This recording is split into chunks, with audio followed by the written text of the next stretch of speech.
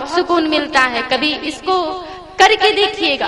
अत्यधिक भूखा जब कोई दरवाजे पे आ जाए ना, तो उसको प्रसन्नता पूर्वक भोजन दे करके चले मत जाना, भोजन देना और उसके बाद बैठ करके जरा उसको भोजन करते हुए देख लेना, फिर कितनी प्रसन्नता होती है मन में। कोई अपाहिज है ना, नहीं चल पाता, अत्यधिक ठाकुर जी ने पैसे दे रखे हैं, उसका आप कहीं उपयोग नहीं कर पा रहे हैं, नहीं चल पाता है, ले जाकर के उसको कुछ दे दो, उसका पैर ठीक करा दो। जब चलने लगेगा ना, फिर देखना कि आपको कितनी प्रसन्नता होती है उसको देख करके।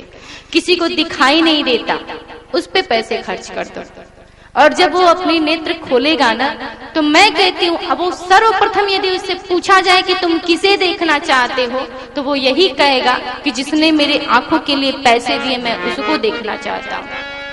और जब वो आपका नाम लेगा, आप सामने जाएंगे, तो देखना कितनी प्रसन्नता होती है। इस बात की चिंता मत कीजिए कि नाम कौन चलाएगा। नाम चलाने वाला यदि पुत्र नहीं है, तो दान जिसको भी किया, यदि आपके दान से किसी का पैर ठीक हो गया, किसी की आंखें ठीक हो गई, तो जिंदगी भर वो आपको याद रखेगा। वो तो रखेगा ही, कई लोग जान जाएंगे, लाखों लोग आपका नाम लेंगे कि फला ने ऐसा किया। इतना नाम चला देते हैं ये ठाकुर जी। आत्मदेव बार बार कहता है कि मैं आत्महत्या करूंगा। संत कहते हैं मेरे सामने आत्महत्या नहीं कर, मैं तुझे उपाय बताता हूँ, ये फल ले जा। फल निकाल करके देते हैं,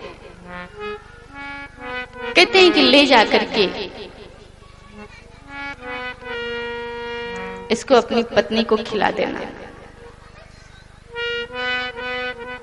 तुझे संतान की प्राप्ति होगी। आत्मदेव कहने लगा अभी अभी आपने कहा कि मेरे इस जन्म में नहीं, अगले 7 जन्मों तक पुत्र नहीं है, फिर कैसे पुत्र हो जाएगा? संत ने कहा कि तू मूर्ख है,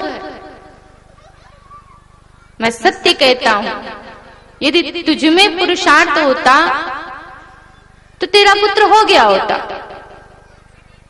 और पुत्र तुझे हो जाता, आशीर्वाद दे देता, हो जाता, लेकिन ये तेरा पुत्र नहीं होगा, ये तो मैं अपना पुण्य दे रहा हूं, ये फल खाएगी तब जाकर के तो वो गर्भवती होगी। आत्मदेव ने कहा मेरी पत्नी ही जब पुत्र पैदा करेगी तो संसार वाले यही जानेंगे कि मेरा पुत्र है, इसलिए मुझे फल दे दीजिए, मैं लेके जाता हूं। संत ने कहा जा रहे हो, लेकिन एक बात याद रखना। कहा क्या? कहा ये याद रखना कि जो भाग्य में नहीं होता है और मनुष्य जबरदस्ती ग्रहण करना चाहता है, वो पा तो लेता है, लेकिन 1 का 10 लेकर के जाता है। भाग्य में जबरदस्ती, भाग्य में नहीं जबरदस्ती छीन लिया, मिल जाता है, लेकिन आपको यदि उसको पा जाने से 1% का सुख मिलता है, तो वही आपको एक दिन 10% का दुख दे देता है। संत ने कहा मेरी इस बात को याद रखना तुम। आत्मदेव को बात कहाँ याद आ रही है, उसे तो बस ऐसा लगता है कि अब मुझे पुत्र की प्राप्ति हो जाएगी। दौड़ करके गया अपनी पत्नी के पास और फल दिया। आत्मदेव की पत्नी का नाम है धुंधली। धुंधली पूछने लगी कहां से लाए, किस लिए लाए? आत्मदेव ने कहा कि संत ने दिया है, इसे तो खाएगी तो गर्भवती हो जाएगी, हमें पुत्र की प्राप्ति होगी। धुंधली ने कहा ठीक है मैं खा लूंगी। आत्मदेव चला गया तो धुंधली विचार करने लगी कि मैं इसे खाऊंगी, फिर 9 महीने गर्भवती हो जाऊंगी। और उसने देखा था कि जब स्त्री को पुत्र की प्राप्ति होती है तो उसे कितना कष्ट उठाना पड़ता है, कितनी पीड़ा होती है। एक बार विचार की, फिर उसने कहा नहीं नहीं मैं ये नहीं खा सकती, मैं इतना दर्द नहीं बर्दाश्त कर सकती, पुत्र हो या ना हो मैं ये फल नहीं खाऊंगी, उतनी पीड़ा तो मैं झेल ही नहीं पाऊंगी, मैं बर्दाश्त कर ही नहीं पाऊंगी, मुझे करना ही नहीं। और लेकर के फल को बैठी हुई थी, उसकी बहन आई धुंधली के। उसने पूछा क्या बात है, क्या सोच रही है? उसने कहा इस फल को मैं खाऊंगी तो गर्भवती हो जाऊंगी और मैं गर्भवती होना नहीं चाहती। बहन ने पूछा तो ये फल क्यों खाना चाहती है? कहा मैं नहीं चाहती, ये मेरे पति चाहते हैं। उसने कहा तुझे पुत्र चाहिए? कहा हाँ, लेकिन मैं ये फल नहीं खाऊंगी। बहन ने कहा ठीक है, मुझे पुत्र होने वाला है, मैं तुझे ला करके दे दूंगी, तू बोल देना मेरा पुत्र है। धुंधुली ने कहा ये तो ठीक रहेगा। आत्मदेव से तो 4 महीने बीते तो कहा यहाँ मेरी कोई देखभाल करने वाला नहीं है,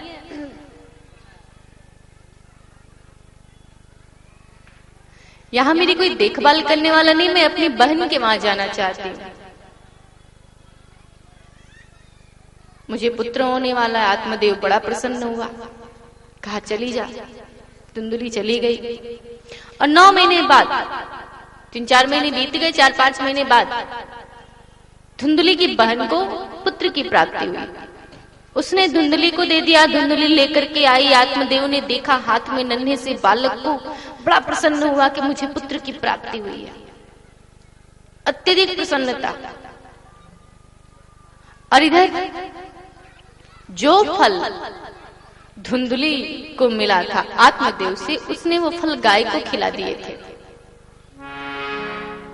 और 9 महीने बाद उस गाय ने भी एक अनोखे बालक को जन्म दिया, जिसका पूरा शरीर मनुष्य का था, लेकिन ये जो दोनों कान थे वो बिल्कुल गौ के समान थे।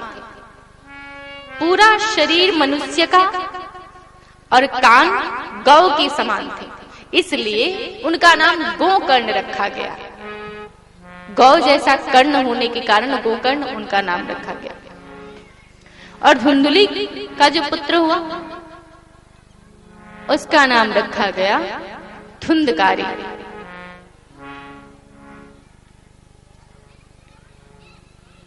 धुंधकारी बड़ा हुआ,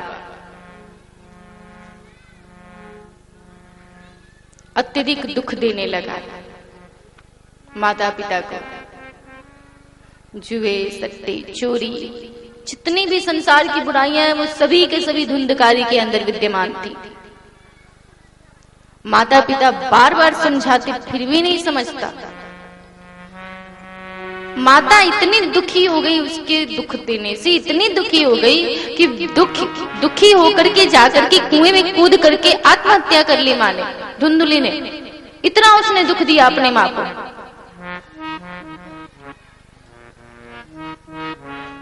और धुंधकारी एक बार राजा के महल में गया, बहुत ढेर सारे खजाने चुराए। स्त्रियों में बहुत लिपटा रहता था धुंधकारी, पर स्त्री में कहते हैं तेज घटे पर नारी की संगत। हर मनुष्य के अंदर तेज होता है, यदि वो सात्विक विचार का है, उसके विचार में शुद्धि है, उसका मन शुद्ध है, तो वो तेज उसके चेहरे पर दिखाई देता है। लेकिन जो भी पुरुष पर स्त्री का संग करता है उसके तेज का हरण हो जाता है, तेज की समाप्ति हो जाती है। तेज घटे पर नारी की संगत। और धुंधकारी कई स्त्रियों में विलिप्त रहता था। राजा के खजाने से खजाना चुराया और उन स्त्रियों में लाकर के बांट दिया। वो स्त्रियां लगी सोचने कि राजा के खजाने से इतना सारा खजाना चुरा करके लाया, और जब राजा इस खजाने का पता लगाना शुरू करेंगे तो इसको पकड़ा जाएगा। ये जब पकड़ा जाएगा तो हमारा नाम बताएगा, ये खजाना भी चला जाएगा और हम भी जाएंगे साथ में। इससे अच्छा कि हम इसको मार देते हैं। ये होता है संसार। हम जिसके लिए जीवन भर करते हैं ना, जब समय आता है तो वही हमें छोड़ के चला जाता है, वो हमें कुछ नहीं समझता।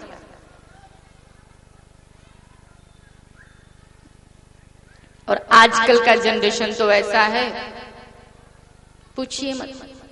जो भी लोग वृद्ध हैं या फिर जो भी लोग युवा अवस्था है, उनको एक अच्छा सा बात बताती हूँ, हमेशा जीवन भर याद रखना। यदि जमीन जायदाद कुछ भी है ना, जीते जी कभी भी अपने बेटों के नाम नहीं करना।